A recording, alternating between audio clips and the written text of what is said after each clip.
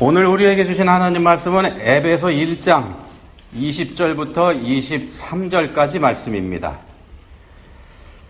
한 목소리로 읽겠습니다. 그의 능력이 그리스도 안에서 역사하사 죽은 자들 가운데서 다시 살리시고 하늘에서 자기의 오른편에 앉히사 모든 통치와 권세와 능력과 주권과 이 세상뿐 아니라 오는 세상에 일컫는 모든 이름 위에 뛰어나게 하시고 또 만물을 그의 발 아래에 복종하게 하시고 그를 만물 위에 교회의 머리로 삼으셨느니라. 교회는 그의 몸이니 만물 안에서 만물을 충만하게 하시는 이의 충만함이니라. 아멘. 우리가 자주 사용하는 말 중에 있는 단어 용서, 이거 한자어죠. 얼굴 용자에 용서할 서자를 씁니다. 한자 뜻풀이 하는 분들 얘기를 들어보니까는요, 여기에 이런 뜻이 있다고 합니다. 얼굴 용자. 보시는 것처럼 골짜기 곡, 골곡자 위에 간머리가 씌워진 형태지 않습니까? 근데 여기 보시면 골곡자 밑에 있는 입구자, 네모난 거, 이게 돌, 바위를 상징한다고 합니다. 그 위에 덮여 있는 8팔자. 이건 뭘 뜻하는가 하면은 산골짜기나 여울에 물이 흘러갈 때 돌이 딱 가로막고 있으면은 어떻게 됩니까? 그 물이 돌을 깨뜨려 부셔버리고 그 통과하는 거 아니죠. 양쪽으로 갈라져서 갑니다. 그걸 형상한다고 합니다. 그 위에 덮여 있는 간머리, 이거는 집을 뜻합니다. 집, 면자 이렇게 되어 있습니다.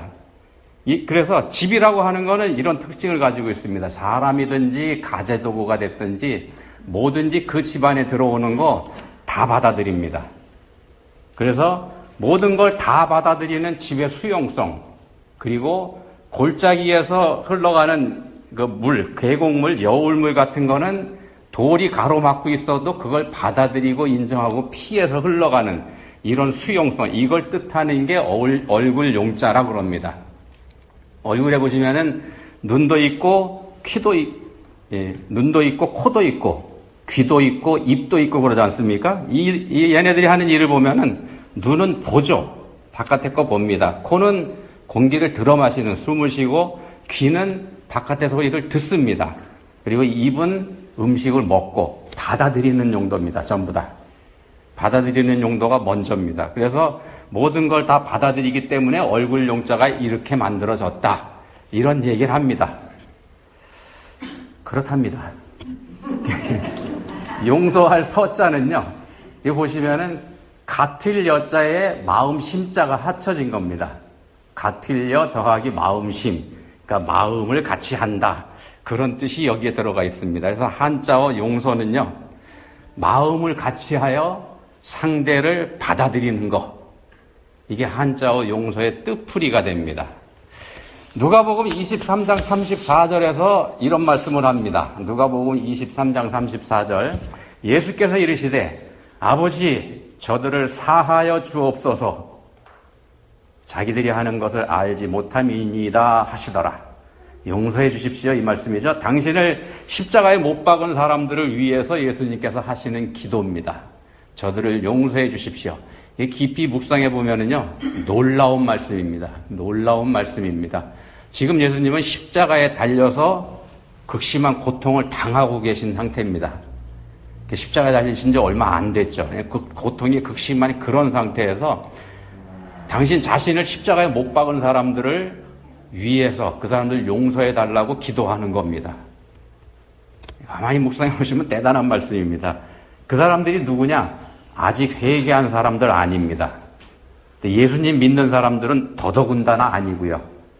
뭐 믿고 회개하기는커녕 오히려 예수님 조롱하면서 낄낄대고 있는 사람들이죠. 그런 사람들 용서해 달라. 예수님께 이렇게 말씀하십니다. 알지 못하기 때문입니다. 알지 못하기 때문입니다. 이 말씀을 통해서 그 사람들을 예수님이 그대로 받아들이십니다. 그대로 수용하시죠. 자, 우리 그리스도인들이 믿고 회개해서 구원받았다. 우리 이렇게 얘기합니다만, 우리가 믿고 회개해서 구원받았다고 하는 그 실상이 어떤 건지, 그걸 알게 하는 말씀이기도 합니다. 구원이라는 게 뭡니까? 죄 용서받은 거죠.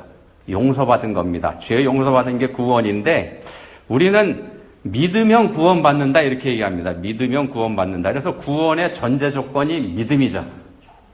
구원의 전제 조건이 믿음이고 회개. 우리 이렇게 생각합니다. 그런데 예수님은 아직 믿지도 않았고 회개하지도 않은 사람들 향해서 지금 용서를 말씀하십니다.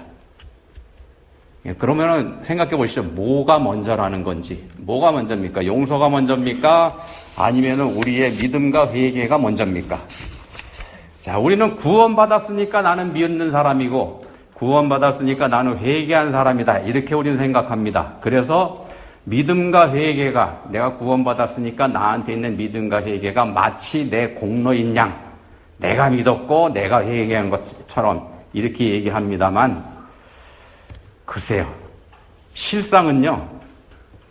용서받았다고 해도 아직 믿지도 않을 수도 있고요. 용서받았다고 해도 아직 회개하지도 않았을 수도 있다는 겁니다. 그런 논리가 성립이 됩니다. 자, 요셉이 자신을 노예로 팔아먹은 형들 용서했지 않습니까? 왜 용서했습니까? 형들이 회개했기 때문에 용서했을까요? 아닙니다. 순서는 요셉의 마음에서 먼저 용서가 이루어졌습니다. 형들 만나기 전에 이미 용서가 됐습니다. 그 증거가 어딨냐면은 요셉의 첫째 아들 이름이 뭡니까? 므낫세죠, 므낫세. 므낫세의 이름의 뜻이 잊어버렸답니다. 잊어버렸다. 마음에서 이미 용서가 된 겁니다. 탕자 아버지, 돌아온 아들, 탕자 그냥 품었습니다. 왜 품었습니까? 이미 용서한 거죠. 뭐 얘기 들어볼 필요도 없습니다. 그냥 품었습니다. 돌아온 아들 탕자. 그럼 회개한 건가? 글쎄요. 돌아온 자체가 뭐 회개라고 할 수 있겠습니다만 아버지의 용서는 그래서 용서한 거 아닙니다. 이미 그 전에 이루어진 거죠. 사실은 처음부터 용서한 거고 그리고 아들이 돌아오기만을 애타게 손꼽아 기다리고 있었던 겁니다. 그런 게 용서입니다. 자, 본문 말씀은요. 죽음을 이기고 부활하신 예수님께서 하늘에 오르신 후, 하늘에 올라가신 예수님, 그걸 말씀합니다. 하나님 오른편에 앉아 계신다. 이렇게 20절에서 말씀하죠. 그러니까 오른편이라고 하는 건 권세와 능력을 상징하죠. 그걸 상징하는 관용적인 표현입니다. 히브리 사람들의. 그게 무슨 뜻인가 하면 오른편에 앉으셨다 그러면은 하나님과 함께 통치하고 다스리신다. 그런 뜻입니다. 실제로 하늘나라에 가면은 하나님께서 보좌를 딱 펼쳐놓으시고 그 의자 위에 떡하니 앉아 계시는 그런 거 아닙니다. 하나님은 육신이 없으시죠. 그러니까 의자라는 게 필요 없습니다. 보좌라는 게. 우리가 이해할 수 있도록 하기 위해서 이렇게 설명했을 뿐입니다. 자, 예수님이 일개 인간이 되셔서 인류를 구원하신 성자 예수님께서 하나님으로 다시 성자 하나님으로 돌아가신 것, 복귀하신 것, 그걸 말하는 겁니다. 자, 근데 본문에서 성자 예수님을 그렇게 올려주시고 회복시켜 주시는 주체가 성부 하나님이십니다. 성부 하나님께서 하셨다 이렇게 말씀합니다. 당신의 오른편에 앉혀주셨고요. 20절에서 오른편에 앉혀주셨고 모든 이름 위에 뛰어나게 해주시고 21절에서 22절에서는 교회의 머리로 삼으시고 성부 하나님이 그렇게 하셨다는 겁니다. 성자 예수님에게는 그럴 만한 능력이 없었기 때문에 그렇게 한가? 성자 예수님한테는 능력이 없어서 성부께서 하신 건가? 권한이 없어서 하신 건가? 그거 아닙니다. 그거 아니고요. 본문이 23절에서 충만을 말씀합니다. 오늘 말씀의 제목을 성령 충만한 교회 이렇게 정했는데 오늘 이 뜻을 한번 생각해 보겠습니다. 왜 성부 하나님께서 다 하셨나? 성자 예수님은 직접 하실 수 있는데 28살이 된 우리 교회가 어떤 교회가 되는지 그리고 그 안에 있는 우리 각자는 어떤 교인, 어떤 그리스도인이 돼야 되는지 이거 한번 말씀을 들으면서 생각해 보시면 좋겠습니다. 존 스토트라고 하는 분이 있죠. 이분이 오순절 성령 강림으로 인해서 탄생한 초대교회, 교회가 오순절 성령 강림으로 인해서 생겼습니다. 그때 처음 생겨난 초대교회의 특징을 이분이 4가지로 꼽았습니다. 어떤 거냐면은 배우는 교회, 사랑하는 교회, 예배하는 교회, 전도하는 교회 이렇게 4가지 특징을 초대교회가 가지고 있었다고 분석을 했습니다. 배우는 교회, 사랑하는 교회, 예배하는 교회, 전도하는 교회. 한 번에 수천 명의 신자가 들어오고 세상 사람들로부터도 칭송받던 초대교회의 모습을 이렇게 정리한 겁니다. 신학자가요. 존 스토트라고 하는. 근데 또 다른 신학자, 바클레이라고 하는 분은요, 이 교회의 특징을 9가지로 분석을 합니다. 이렇게 분석을 했습니다. 배우는 교회, 교제하는 교회, 기도하는 교회, 경건한 교회, 뭔가 일어나는 교회, 서로 통용하는 교회, 예배하는 교회, 기쁨이 충만한 교회, 그리고 외부인들이 좋아할 수밖에 없는 교회. 이렇게 9가지입니다. 자, 표현이 같은 것도 있고 다른 것도 있긴 합니다만 요 중에서 2가지만 오늘 말씀에 한번 적용을 해보려고 합니다. 한 2가지 정도만 해보겠습니다. 두 신학자가 모두 첫 번째로 꼽은 게 뭔지 기억나시나요? 배우는 교회입니다. 예. 배우는 교회를 가장 먼저 꼽았습니다. 초대교회의 특징 중에서 첫 번째로 꼽은 게 배우는 교회입니다. 성령 충만한 교회의 첫 번째 특징이 배우는 겁니다. 첫 번째이기 때문에 가장 큰 특징이고 가장 중요한 특징이다. 이렇게 얘기할 수도 있을 것 같습니다. 사도행전 2장 42절에서 이렇게 말씀합니다. 사도행전 2장 42절. 그들이 사도의 가르침을 받아 서로 교제하고 떡을 떼며 오로지 기도하기를 힘쓰니라. 사도의 가르침을 받아. 이렇게 말씀하죠. 사도의 가르침을 받는 게 먼저입니다. 말씀을 배우는 교회가 성령 충만한 교회라는 겁니다. 우리는 성령 충만하면은요, 예를 들어서 성령 충만한 사람 하면은 떠오르는 이미지가 뭡니까? 무섭죠. 성령 충만하니까 뭔가 포스가 있고 다가가기 어려운 그런 사람이 성령 충만한 사람이라는 이미지가 우리한테 있는데, 좋게 표현하면은 거룩한 사람, 또 권위가 있어 보이는 사람, 이렇게 얘기할 수 있습니다만, 성령 충만한 사람은요, 그렇게 뭔가 포스가 있어서 다가가기 어려운 그런 사람 아니고요, 무서운 사람도 아니고 배우는 사람입니다. 배우는 사람이 성령 충만한 사람의 첫 번째 특징입니다. 성령 충만한 교회도 배우는 교회입니다. 그럼 누구한테 배우나? 초대교회가 누구한테 배웠습니까? 사도의 가르침을 받아. 이렇게 돼 있죠.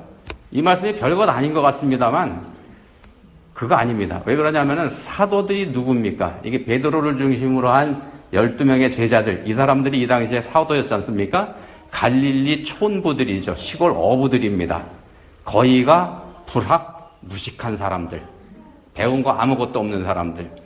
이 사람들한테 교회가 배웁니다. 근데 배운 사람들 중에는 어떤 사람들이 있는가 하면은요, 불학, 무식한 사람들한테서 배운 사람 중에 누가 있는가? 대표적인 인물로 우리가 꼽을 수 있는 사람이 스데반입니다. 스데반, 당대 최고의 학벌을 가진 사람입니다. 학자들이 연구한 바로는 바울 사도하고 동문이었다 그럽니다. 가말리엘 문화에서 같이 공부했던 사람, 최고 학부를 자랑하는 사람입니다. 뭘 뜻합니까, 이게?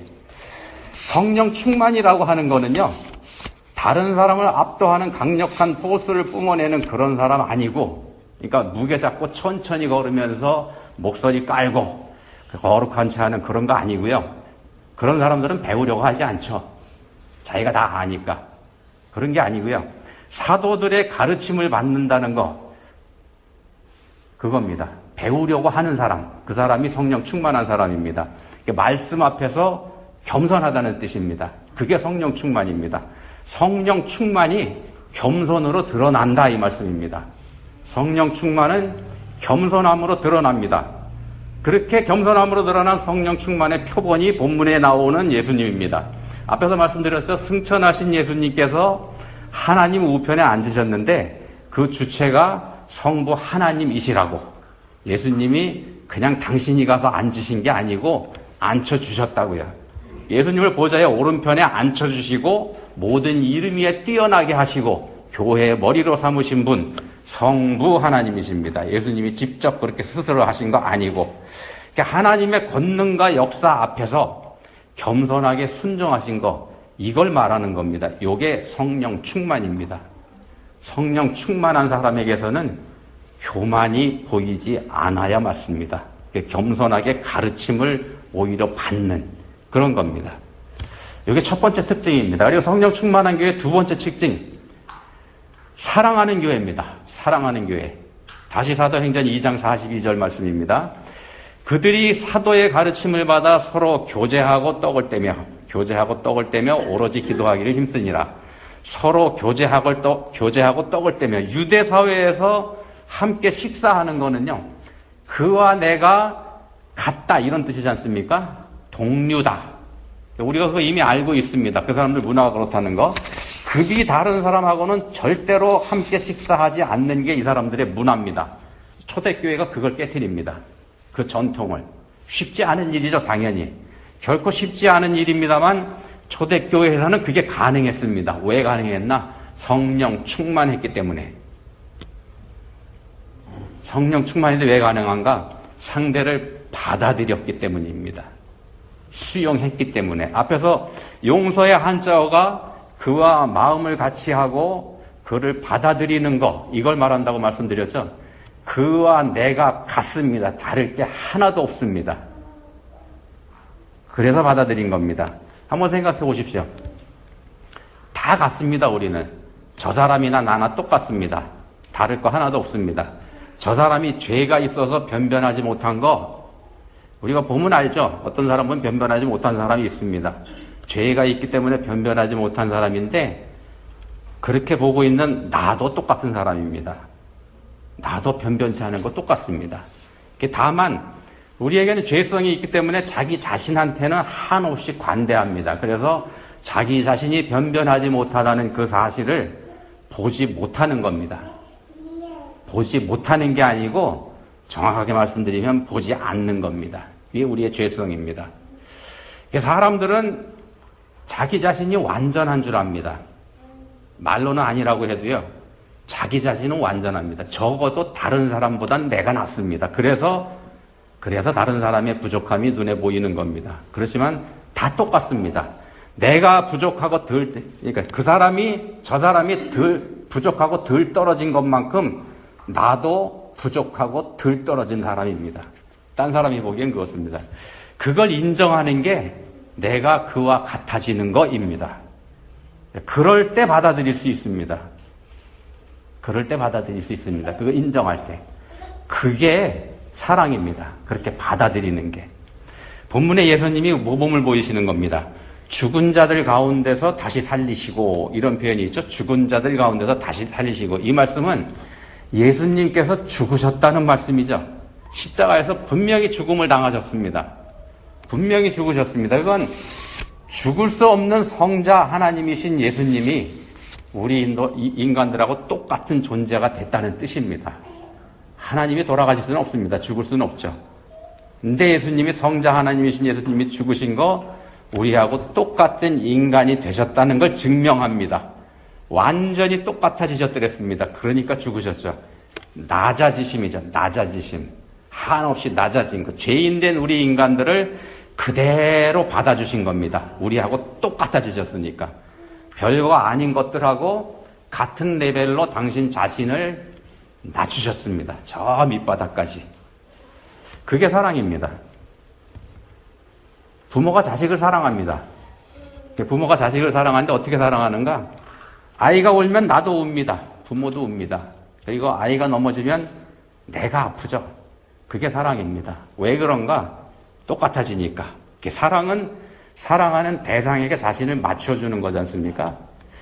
자, 앞에서 십자가에 달려 계신 예수님께서 당신을 못 박은 사람들의 용서를 구하는 거 말씀드렸습니다.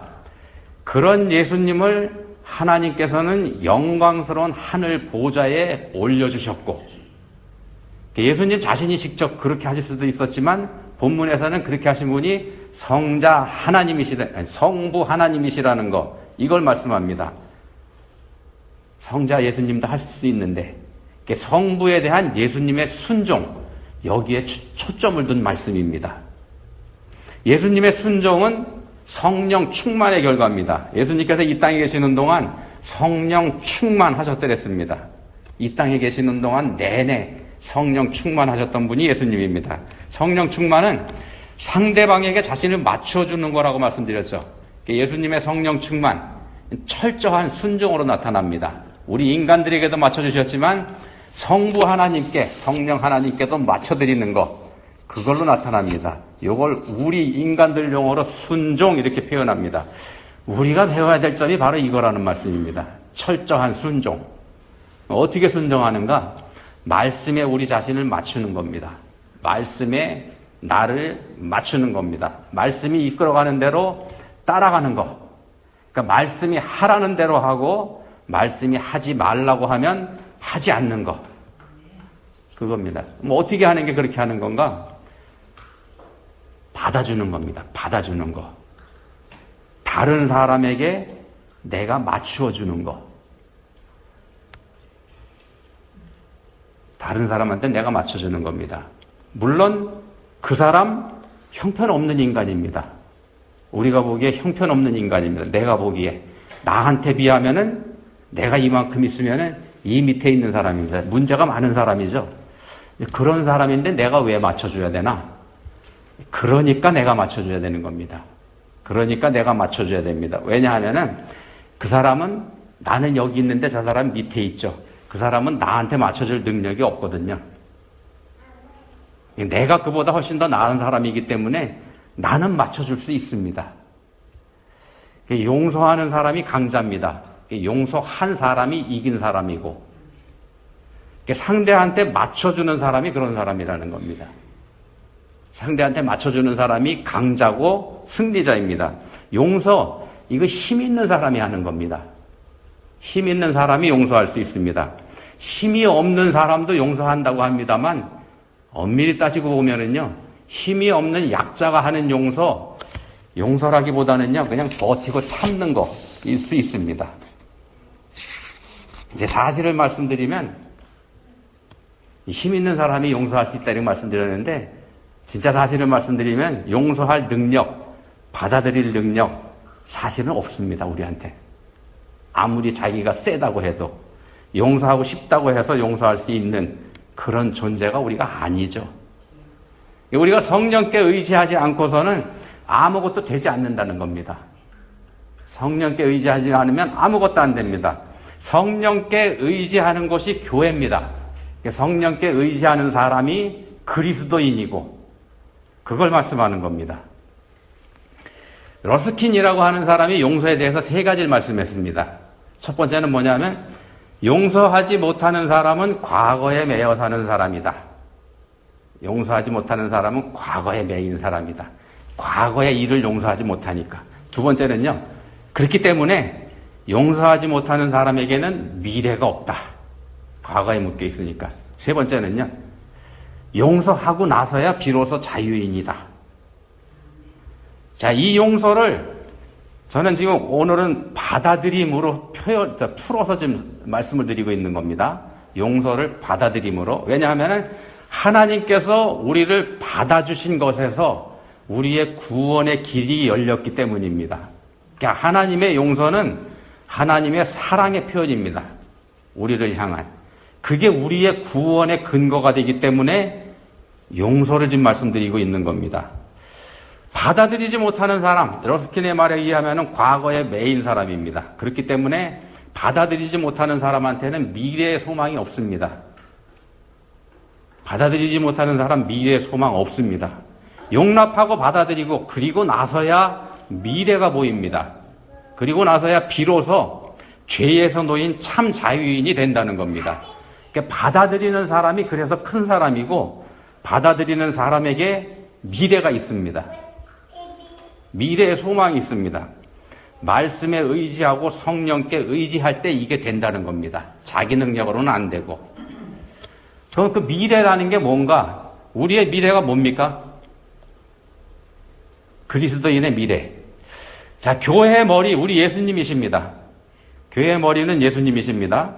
교회는 머리 대신 예수님의 몸이죠. 우리 성도 한 사람 한 사람은 그 몸을 이루는 각각의 지체입니다. 그럼 한번 생각해 보십시오. 우리의 머리 대신, 교회의 머리 대신 우리 예수님이 지금 어디 계신가요? 네, 하나님 보좌 오른편에 계시죠. 본문 22절 말씀처럼 만물이 그 예수님 발 아래에 있습니다.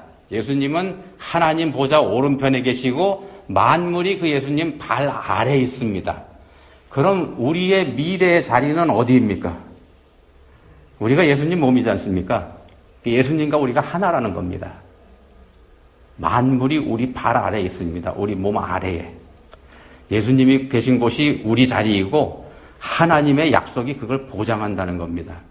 이게 우리의 미래입니다. 그래서 과거에 묶인 사람, 과거의 원한에 붙잡혀 있는 사람, 과거의 영광만 바라보는 그리스도인, 왕년에 뭐 했다고요? 그리고 과거에 받은 은혜만 울고 먹는 교회, 미래를 못 봅니다. 미래의 소망이 없습니다. 하나님의 약속이 향하고 있는 곳이 미래에 있기 때문에 그렇습니다. 그 미래를 바라보면서 받아주고 사랑하는 성령 충만한 우리 모두가 될 수 있기를 예수님 이름으로 축원드립니다. 기도하시겠습니다. 하나님 아버지, 예수님께서는 저희에게 맞춰주셨습니다. 당신의 모든 것 다 버리시면서까지 그렇게 하셨습니다. 근데 저희는 어떻습니까? 결국 이 땅에 두고 갈 수밖에 없는 것 지키기 위해서 아둥바둥 길을 쓰고 있지는 않는지요. 저희를 불쌍히 여겨주십시오. 있는 그대로 저희를 먼저 받아주신 우리 주님처럼 저희도 먼저 받아주는 사람이 될 수 있으면 좋겠습니다. 저희를 도와주십시오. 예수님 이름으로 기도합니다. 아멘.